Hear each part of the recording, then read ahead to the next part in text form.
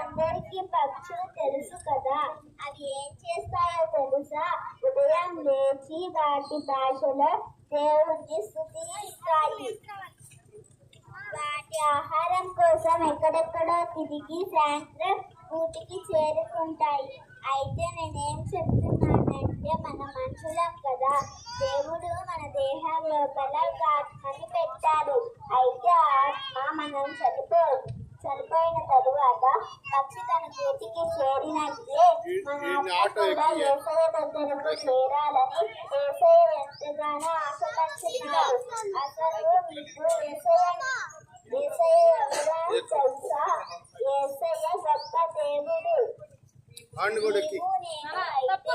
నాన్నల ద్వారా భూమి మీద జన్మించాము, కానీ యేసయ్య పరిశుద్ధుడిగా కన్యమేరీ గర్భంలో జన్మించాడు. ప్రాణం పెట్టాడు. ఈ రోజుల్లో ఎవరైనా మన కోసం ప్రాణం ఇస్తారా? కానీ యేసయ్య ప్రాణం పెట్టాడు.